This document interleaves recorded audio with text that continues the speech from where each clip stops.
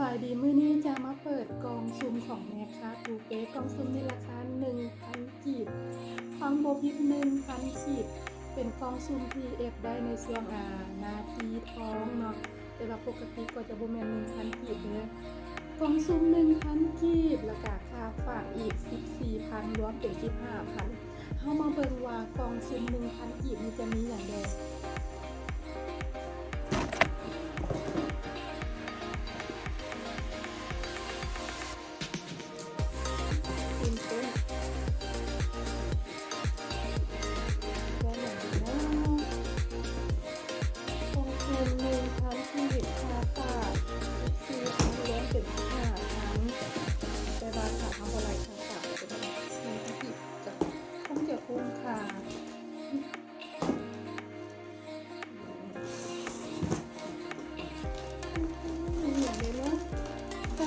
ตัวนี้บ่แม่นตัวนี้เป็นของข่อยซื้อมาเนาะเพราะว่า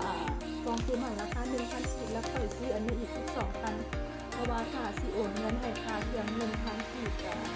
เสียใจก็เลยสั่งเครื่องอีกอย่างนึงไหนกองซุ่ม 1,000 กีบนี่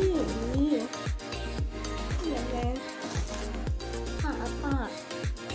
เสียงแล้วน้องราคาอันนี้อย่างมากหน้าเป็นมาร์กหน้าเซรั่มทับทิมยาสีฟันนี่มองเวลาสบู่ออกเขียนว่าโซฟเมจิกโซฟสบู่อันนี้ก็แมนสบู่กาแฟน้ำยาสำหรับของผู้หญิงเนาะน้ำยาทำความสะอาดน้องสาวผู้หญิง